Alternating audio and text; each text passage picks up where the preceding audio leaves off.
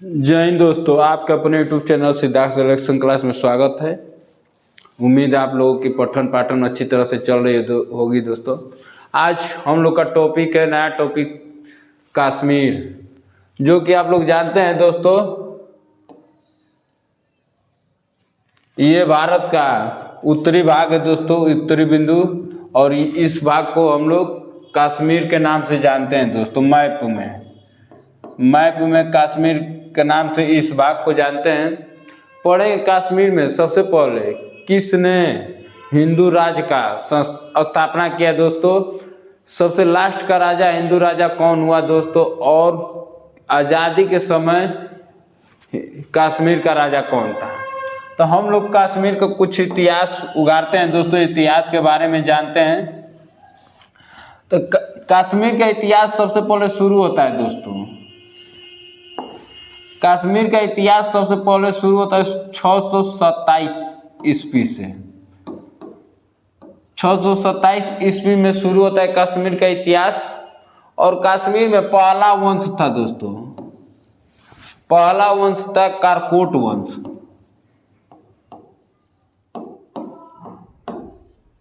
कारकोट वंश था, जो कि इसने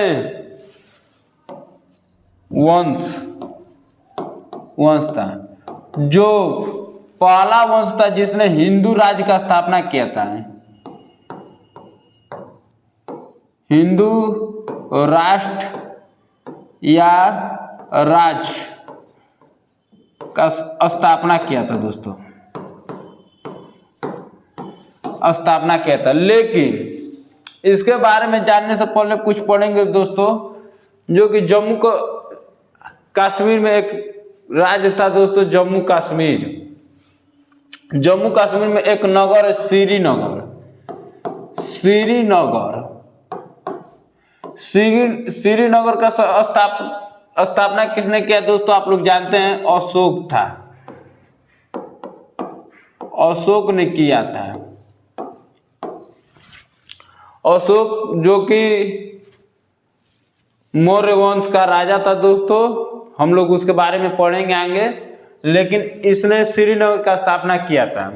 ये बहुत पहले लगभग ईसा पूर्व में था दोस्तों, ईसा पूर्व में था। और हम लोग क्या पढ़ रहे थे दोस्तों, ईस्वी में पढ़ रहे हैं। तो पहला वंश था दोस्तों कारकोट वंश। कारकोट वंश का संस्थापक कौन है दोस्तों, संस्थापक कौन है दोस्तों। तो कारकोट वंश का संस्थापक था दुर्लभ वंश, दुर्लभ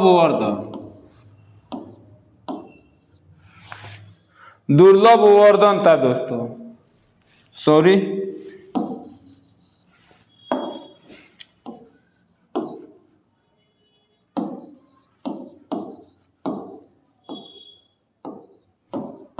दुर्लभ वर्धन स्थापना किया था दोस्तों। और यहीं से हिंदू राष्ट्र का संस्थापक इसी को माना जाता है। हिंदू वंश का स्थापना शुरू हो गया दुर्लभ वंश के द्वारा। आगे चल के दोस्तों इसने कारकोट वंश का सबसे शक्तिशाली एक राजा हुआ था दोस्तों, जिसका ललित मार्तंड नाम था दोस्तों। ललित मार्तंड था दोस्तों। ललित मार्तंड था, जो कि सर्वाधिक शक्तिशाली शासक था। सर्वाधिक शक्तिशाली था।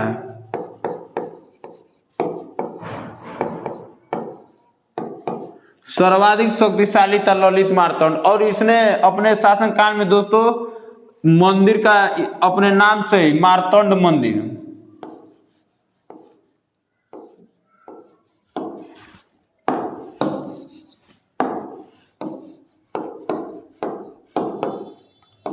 मार्तंड मंदिर बनवाया दोस्तों।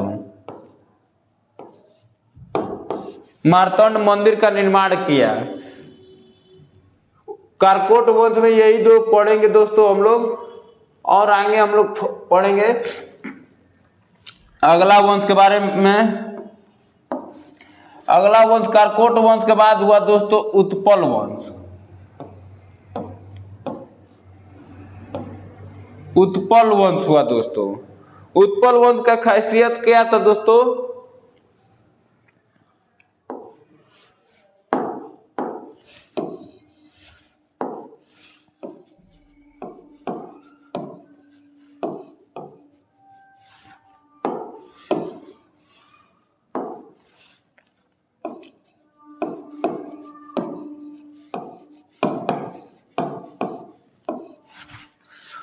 उत्पल वंश हुआ दोस्तों। इसने उत्पल वंश का संस्थापक सबसे पहले जानेंगे दोस्तों, तो उत्पल वंश का संस्थापक अवंती वर्धन था।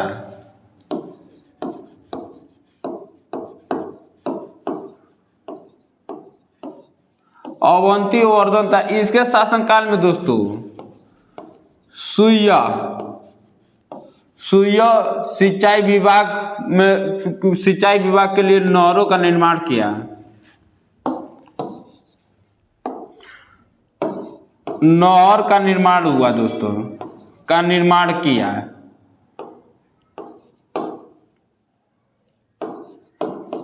नहर का निर्माण किया इसने। इसके बाद अवंती राज्य, इसके नाम पर एक अवंती नगर का स्थापना भी हुआ दोस्तों इसके वो समय में। और 980 में रिद्दा नाम की इसकी पत्नी थी जो अब शासन चलाया, मतलब इसकी इस कार्यकाल में कौरव थी जिसने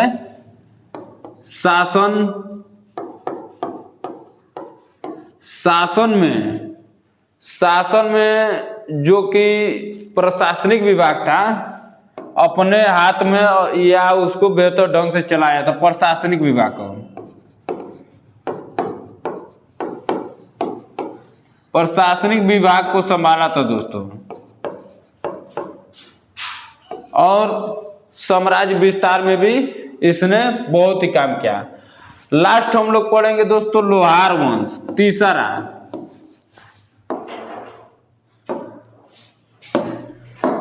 तीसरा लोहार वंश।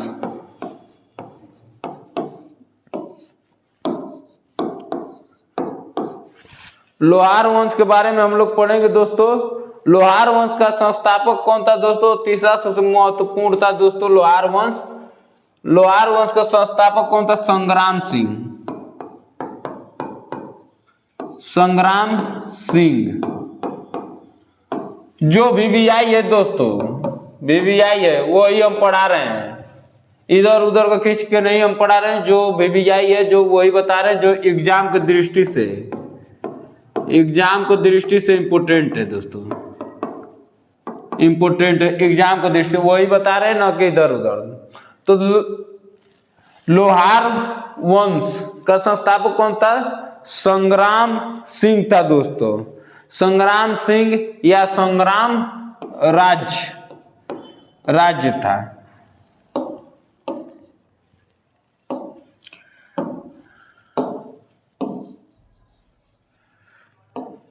संग्राम राज होता है दोस्तों, राज्य लिख दिए, सॉरी।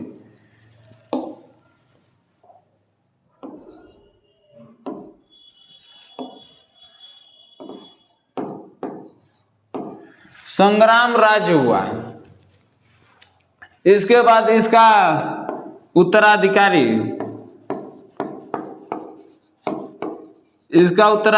हुआ था अनंत राजा हुआ था। अनंत राजा हुआ दोस्तों, अनंत राजा हुआ। और संग्राम सिंह ने बहुत ही काम किए दोस्तों, अपने साम्राज्य विस्तार करने में बहुत ही महत्वपूर्ण भूमिका लिया है। इसके समय में एक महिला थी दोस्तों, महिला थी जिसका नाम था सूर्यमती नाम था दोस्तों। इसका भी राजनीति में पकड़ था।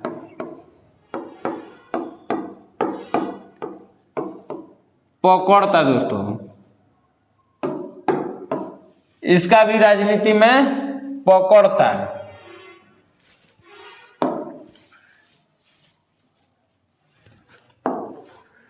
इसके बाद इसी में दोस्तों लोहार वंश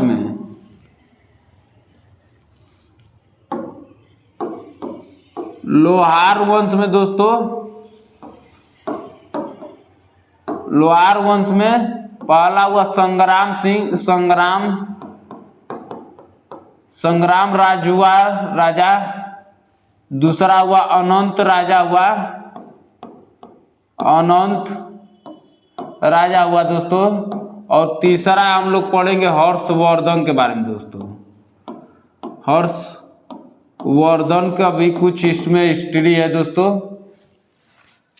हर्षवर्धन के दरबार में बहुत ही महत्वपूर्ण कवि रहता था दोस्तों, जिसका नाम था कलहड़।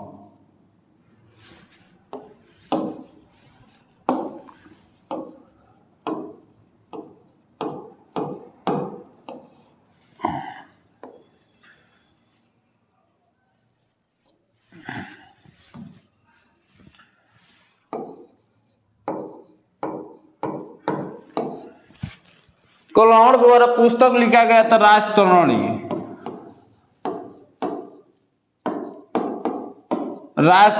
लिखा गया था दोस्तों, जो कि कश्मीर का इतिहास या कश्मीर के नहरों के बारे में चर्चा है दोस्तों। कश्मीर के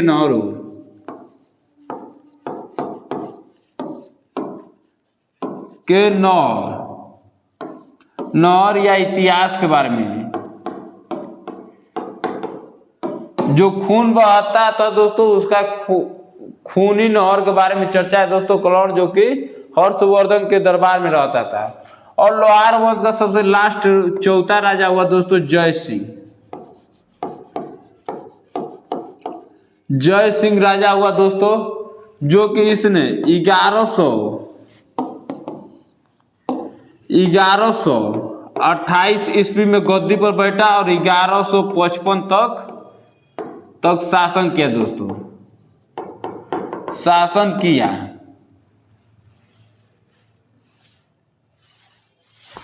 1155 तक इसने कश्मीर के गद्दी पे शासन किया।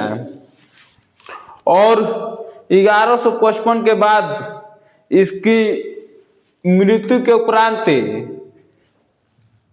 राजतरणी में दोस्तों राजतरणी में इसका भी वर्णन है,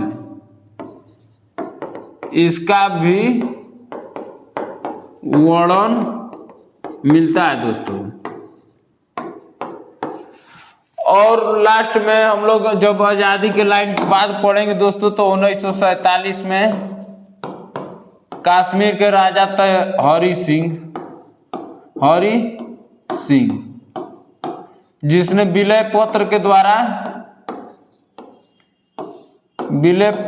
द्वारा भारत में शामिल हो गए। भारत का हिस्सा पूर्ण रूप से हो गया था दोस्तों, पूर्ण रूप से हो गया। तो यहीं तक था कश्मीर का एंड होता है, कश्मीर का हिस्ट्री।